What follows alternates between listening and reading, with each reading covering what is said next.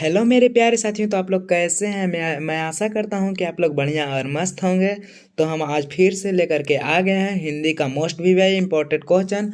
और ये 100% गारंटी है कि यह लड़ेगा ही लड़ेगा। देखिए, खंड अ वस्तुनिष्ठ प्रश्न निर्देश प्रश्न संख्या 1 से 100 तक में से केवल आपको 50 प्रश्नों का उत्तर वस्तुनिष्ठ प्रश्नों का चयन करें। चुने गए प्रश्नों के सही विकल्प को चिन्हित करें। ये ओमर सीट आपको रहेगा, इस पे आपको रंगना है। इससे आपको 50 मार्क्स मिलेंगे। चलिए आगे देखते हैं। क्वेश्चन है आपका, फर्स्ट नंबर क्वेश्चन है आपका, अक्षर ज्ञान में किस मनोविज्ञान का आधार लिया गया है? अक्षर ज्ञान में किस मनोविज्ञान का आधार लिया गया है? तो इसका राइट आंसर क्या होगा? जरा आप अपने हिसाब से बताइए। मैं तो बताऊंगा ही, लेकिन पहले तो आप बता ही दीजिए। तो इसका राइट आंसर हो जाएगा स्त्री मनोविज्ञान। क्या हो जाएगा? स्त्री मनोविज्ञान, स्त्री मनोविज्ञान। चलिए अगला प्रश्न देख लेते हैं। मदन ने कासू के कितने दांत तोड़े थे? मदन ने कासू के कितने दांत तोड़े थे? मदन ने, मैं आपको एक कहानी अगर सुने होंगे तो मदन जो 20 अधिक क्या बोलते हैं उसको, दूध का जो दांत होता है, वो दो दांत था उसको तोड़ दिया था बदला निकालने के लिए। चलिए अगला प्रश्न देख लेते हैं। दधीची मुनि के हड्डी से क्या बना? दधीची मुनि के हड्डी से क्या बना? तो दधीची मुनि के हड्डी से इंद्र का ब्रज बनाया गया था।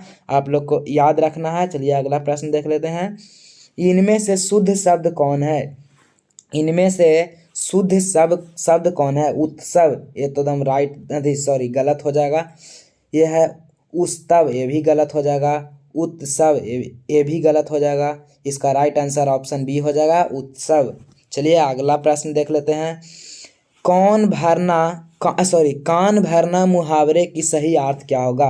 कान भरना मुहावरे का अर्थ क्या हो जाएगा? जरा बताइएगा मेरे प्यारे साथियों। निंदा करना या हितोसाहित्य करना, हिम्मत बांधना, प्रेरित करना। तो इसका राइट आंसर हो जाएगा निंदा करना। कान भरना का मुहावरे का अर्थ हो जाएगा निंदा करना। चलिए अगला प्रश्न देख लेते हैं। अनामिका का जन्म कहाँ हुआ? अनामिका का जन्म कहाँ हुआ? मेरे प्यारे साथियों, जल्दी जल्दी से शेयर कीजिए, और अभी तक वीडियो को लाइक नहीं किए हैं तो लाइक करके चैनल को अवश्य सब्सक्राइब कर लीजिएगा, क्योंकि आपका भरोसेमंद चैनल है जेवीडी मास्टरमाइंड। तो इस पे लास्ट तक बने रहिएगा।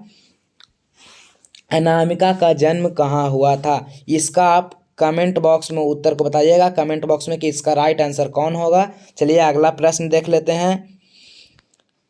ई का उच्चारण स्थान क्या होगा? दीर्घ ई। दीर्घ ई, देखिए बोलने में जब देरी होता है, क्या होता है? देर हो रहा है कि नहीं? जब देर होता है, दीर्घ ई ई बोल करके देखिए, ई बोलिएगा तो इस पे तालु हो जाएगा। क्या हो जाएगा? तालु हो जाएगा। चलिए अगला प्रश्न देख लेते हैं। गुण संधि का उदाहरण गुण संधि का उदाहरण है। गुण संधि का उदाहरण है। गुण संधि का उदाहरण क्या हो जाएगा? महाजोड़, ईश्वर, महेश्वर, ये भी नहीं होगा। भोजन, औषधि। इसका राइट आंसर आपको दम दिमाग में रखते हुए, याद रखते हुए भी इसको बताना है। और ये मोस्ट VVI इम्पॉर्टेंट क्वेश्चन है। क्या है? मोस्ट VVI है, मोस्ट VVI क्वेश्चन है। इसको आपको कमेंट बॉक्स में राइट आंसर बताना है। मोस्ट VVI, मैंने आपको पहले भी इसका आंसर बताया था, और ये मोस्ट VVI आएगा तो आएगा, और इसको मार करके आना है, फोड़ करके रख देना है एग्जाम में। चलिए अगला प्रश्न देख लेते हैं। नगर कहानी के लेखक द्वारा रचित है। नगर कहानी किस लेखक के द्वारा रचित है? कौन लिखे थे नगर कहानी? सुजाता, सात कौड़ी होता, श्रीनिवास। देखिए, सात कौड़ी होता ढाते विश्वास के लेखक हैं श्रीनिवास, दही वाली मगम्मा के लेखक हैं ईश्वर पेटलीकर। सुजाता जो है धरती कब तक घूमेगी जिसके हैं ईश्वर पेटलीकर, इसका राइट आंसर हो जाएगा। चलिए आगे देखते हैं। लेखक के अनुसार मनुष्य के नाखून किसके जीवन का प्रतीक है? लेखक के अनुसार मनुष्य के नाखून किसके जीवन का प्रतीक है? तो मनुष्यता का, ये भी नहीं होगा। सभ्यता का, ये भी नहीं होगा। पाशविक वृत्ति का, इसका राइट आंसर हो जाएगा पाशवी वृत्ति का। गांधी जी का गांधी जी का दक्षिण अफ्रीका प्रवास कब के से कब तक हुआ था? गांधी जी का दक्षिण अफ्रीका प्रवास कब से कब तक हुआ था? तो 1993 से 1914, 1992 से 1913, 1994 से 1914, 1993 से 1913। इसका राइट आंसर आप कमेंट बॉक्स में जरा बताइए हमें।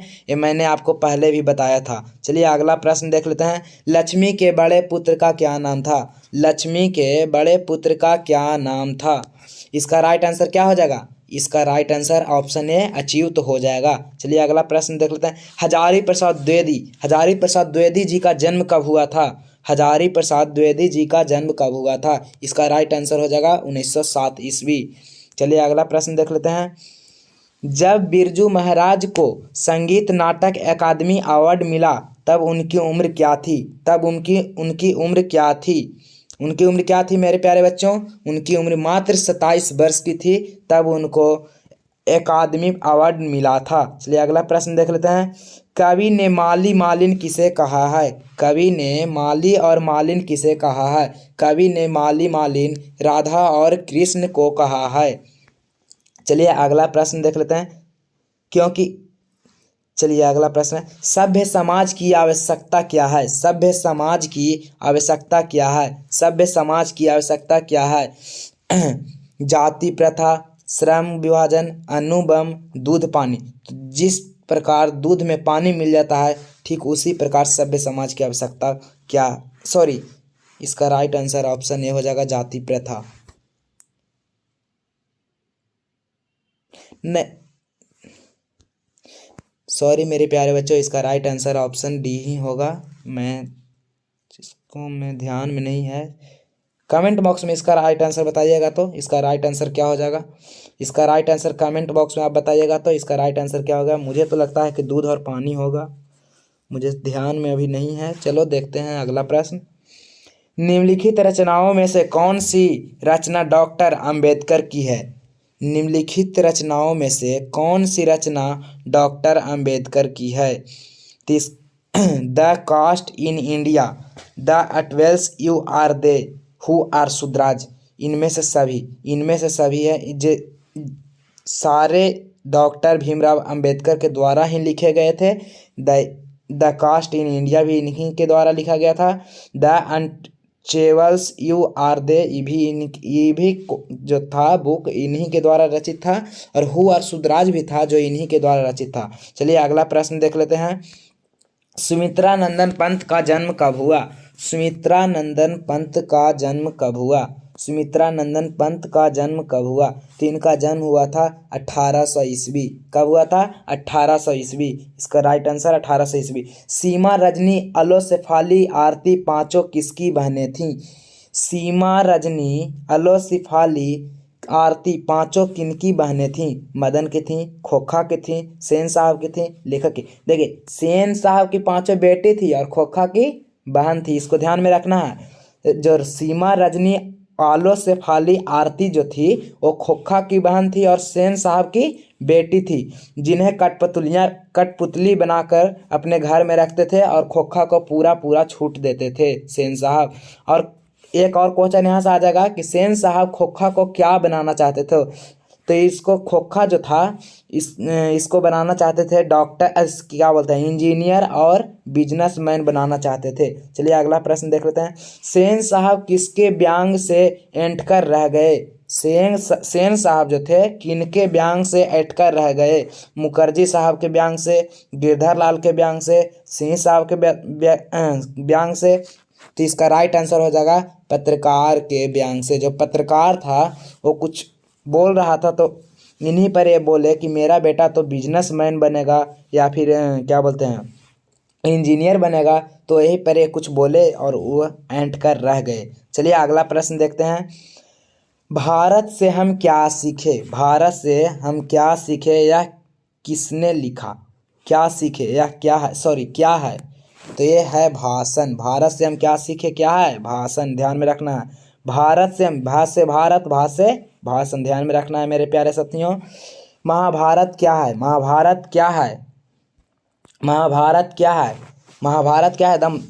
बहुत बार ये क्वेश्चन पूछा गया है, तो इसको राइट ध्यान में रखते हुए इसको क्या कह देना है कि यह शास्त्र है। महाभारत क्या है? एक शास्त्र है। चलिए आगे देख लेते हैं। मिहिर भोज की ग्वालियर प्रशासित किस भाषा में है? मिहिर भोज की ग्वालियर प्रशासित किस भाषा में है? चलिए इसका राइट आंसर आप बताइएगा। हमको तो लगता है और मुझे कन्फर्म याद है कि यह संस्कृत भाषा में है। किस भाषा में है? संस्कृत भाषा में है। चलिए अगला प्रश्न देख लेते हैं। बहादुर कौन था? बहादुर कौन था? पहरेदार, ये भी नहीं होगा, ये भी नहीं होगा। फौजी, ये भी नहीं होगा। फौजी इनके पिता थे बहादुर के, तो नौकर। इसका राइट आंसर क्या हो जाएगा? नौकर। बहादुर के पिता फौजी थे जो जंग में मारे गए थे। चलिए अगला प्रश्न देख लेते हैं। निराला की साहित्य साधना किसकी कृति है? निराला की साहित्य साधना किसकी कृति है? निराला की साहित्य साधना किसकी कृति है? रघुवीर सहाय, मुक्तिबोध, रामविलास शर्मा, दूधनाथ सिंह। इसका राइट आंसर हो जाएगा रामविलास शर्मा। क्या हो जाएगा? रामविलास शर्मा। चलिए अगला प्रश्न देख लेते हैं। बिरजू महाराज का संबंध किस घराने से था? बिरजू महाराज का संबंध किस घराने से था? तो इसका राइट आंसर हो जाएगा बिरजू महाराज का संबंध किस घराने से था? तो इनका हो जाएगा लखनऊ घराने से था। मुझे जहाँ तक याद है कि लखनऊ था शायद। लखनऊ ही था। चलिए अगला प्रश्न देख लेते हैं। गुरु नानक, इसमें हमको थोड़ा सा डाउट लग रहा है मेरे प्यारे साथियों, इसको मैं थोड़ा सा देख लीजिएगा। मुझे तो इस पर थोड़ा सा डाउट है मेरे प्यारे साथियों, आप देख लीजिएगा, कमेंट बॉक्स में बताइएगा, मैं ऐसे देख करके बता दूंगा। ठीक है, चलिए आगे देख लेते हैं। गुरु नानक का जन्म कहाँ हुआ था? गुरु नानक का जन्म कहाँ हुआ था? गुरु नानक जो थे इनका जन्म कहाँ हुआ था? तो गुरु नानक का जन्म इसमें ऑप्शन छूट गया है लगता है शायद। हाँ, ऑप्शन तो लगता है छूट गया है इसका जी। चलो, बहुत दिक्कत है जी, लिखने में छूट गया लगता है। इसका मैं बता देता हूँ ऐसे। गुरु नानक का जो जन्म हुआ था तलवंडी ग्राम जिला लाहौर में हुआ था। जिला लाहौर जो अभी कहाँ है? जो अभी पाकिस्तान में पड़ता है। इसको आपको याद रखना है, जिला लाहौर पाकिस्तान में पड़ता है अभी। चलिए, कुमार गंधर्व क्या है? कुमार गंधर्व क्या है? तो ये चित्रकार हैं, शास्त्रीय गायक हैं, गीतकार हैं, कथाकार हैं। तो ये हैं जो शायद कुमार गंधर्व क्या हैं? तो ये हैं जो गीतकार हैं। क्या हैं? गीतकार हैं। चलिए अगला प्रश्न देख लेते हैं।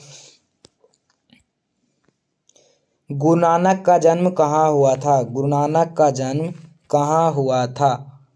गुरु नानक का जन्म कहाँ हुआ था? गुरु नानक का जन्म कहाँ हुआ था? फिर से देखिए आ गया है वही क्वेश्चन है। गुरु नानक का जन्म ननकाना साहब, लुधियाना में, गुजरात में, राजस्थान, तलवंडी ग्राम, जिला लाहौर जो अभी पाकिस्तान है। तो ननकाना साहब इसका राइट आंसर हो जाएगा ऑप्शन सी, नहीं तो पाकिस्तान भी होता है। चलिए इसको अगला प्रश्न देख लेते हैं। रही रास किसकी कृति है? रही रास किसकी कृति है? रही रास किसकी कृति है? रही रास गुरु नानक कृति है, गुरु तेग बहादुर सिंह का कृति है, गुरु अर्जुन देव की कृति है, गुरु गोविंद सिंह की कृति है। तो रही रास जो है वो गुरु नानक देव महाराज जी की कृति है। चलिए अगला प्रश्न देख लेते हैं। किसने कहा था इन मुसलमान हरजन पे कोटो हिंदू बारियो? किसने कहा था इन मुसलमान हरिजन पे काटे हिंदू बारियो? निराला ने नहीं कहा था, भारतेंदु हरिश्चंद्र, रामचंद्र शुक्ल, रामविलास शर्मा। तो इसका राइट आंसर हो जाएगा भारतेंदु हरिश्चंद्र। क्या हो जाएगा? भारतेंदु हरिश्चंद्र। चलिए अगला प्रश्न है। वचन का क्या अर्थ होता है? वचन का अर्थ क्या होता है? तो वचन का अर्थ कहना होता है, बताना होता है, ये सभी होता है, संख्या होता है। तो इसका राइट आंसर हो जाएगा कि वचन का अर्थ कहना होता है। चलिए अगला प्रश्न देख लेते हैं। निम्नलिखित में कौन सा शब्द पुल्लिंग है? निम्नलिखित में कौन सा शब्द पुल्लिंग है? मूर्खता, सुंदरता, निंद्रा, कपट। तो क्या आपको लगता है बहुत ही आसान क्वेश्चन है, बहुत ही आसान क्वेश्चन है, थोड़ा सा दिमाग लगाइएगा तुरंत बन जाएगा। चलिए, मूर्खता है, मूर्खता को जरा एक सेंटेंस बनाइए। वह मूर्खता कर रहा है, तो इसका राइट आंसर हो जाएगा मूर्खता। क्या हो जाएगा? मूर्खता। निम्नलिखित में कौन सा शब्द एक वचन नहीं है? एक वचन नहीं है। समाचार, हवा, आग, वर्षा। इसका राइट आंसर आप जरा कमेंट बॉक्स में बताइएगा। इसका राइट आंसर कमेंट बॉक्स में बताइए क्या हो जाएगा। कमेंट बॉक्स में आप हमको बताइए कि इसका राइट आंसर क्या होगा। ए, या ए होगा तो ए, नहीं तो बी होगा तो बी, नहीं तो सी होगा तो सी, नहीं तो डी होगा तो डी। आप राइट आंसर हमें बताइए कमेंट बॉक्स में। कुंवर नारायण कैसे कवि हैं? कुंवर नारायण कैसे कवि हैं? कुंवर नारायण कैसे रहस्यवादी कवि, संवेदनाशील कवि, हलवावादी कवि, छायावादी कवि। तो इसका राइट आंसर होगा ऑप्शन डी, संवेदनाशील कवि। बीरेन डगवाल किस विचारधारा के कवि हैं? बीरेन डगवाल जो हैं बीरेन डगवाल किस विचारधारा के कवि हैं? जनवाद, रीतिवाद, रहस्यवादी, सफी। इसका राइट आंसर क्या होगा कमेंट बॉक्स में बताइए। तो बहुत ही आसान क्वेश्चन है, ऐसे ऐसे क्वेश्चन छोड़ दीजिएगा तो फिर तो बहुत दिक्कत है मेरे प्यारे साथियों। मैं चाहूँगा तो मैं ऐसे बता सकता हूँ, लेकिन आप बताइए मुझे कमेंट बॉक्स में, मुझे देखकर अच्छा लगेगा। भारत कहाँ निवास करता है? भारत माता कहाँ निवास करती है? भारत माता कहाँ निवास करते? शहर में तो कभी नहीं, पहाड़ पर नहीं, नदी में नहीं। तो इसका राइट आंसर क्या होगा? ऑप्शन सी, गाँव में। चलिए, अगला क्वेश्चन है, प्रेमघन ने किस समाज की रचना की? प्रेमघन ने किस समाज की रचना की? रसिक समाज की। इसका राइट आंसर क्या हो जाएगा? रसिक समाज की रचना की। भारत के संबंध में क्या सही है? भारत के संबंध में क्या सही है? नगरवासिनी, ग्रामवासिनी, शैलवासिनी। भारत माता के संबंध में क्या सही है? तो ये हो जाएगा क्या? ग्रामवासिनी। इसका राइट आंसर हो जाएगा ग्रामवासिनी। किसने कहा था इन मुसलमान हरजन पे केटू हिंदू बारियो? ये तो लगता है कि पहले भी हम आपको बताए थे कि यह कथन किनका है? तो भारतेंदु हरिश्चंद्र जी का यह कथन है, भारतेंदु हरिश्चंद्र। इसका अभी तक भारतेंदु हरिश्चंद्र हो जाएगा इसका राइट आंसर। और मेरे प्यारे साथियों, वीडियो बनाने में हमें बहुत कठिनाई होती है, इसलिए आपसे नम्र निवेदन है कि आप वीडियो को अधिक से अधिक शेयर करें। तो चलिए, बाय बाय, टाटा। फिर हम कल मिलते हैं मैथ के क्लास लेकर के ज़रूर हम आ रहे हैं, और मैथ के क्लास में आप ज़रूर जुड़िए। तो चलिए, बाय बाय, टाटा। चलिए, शुभ दिन हो आपका। और कल है इंडिपेंडेंस डे, तो कल जिलेबी खाना है मेरे प्यारे साथियों। तो जिलेबी खाइए और आनंद से रहिए। चलिए, बाय बाय, टाटा।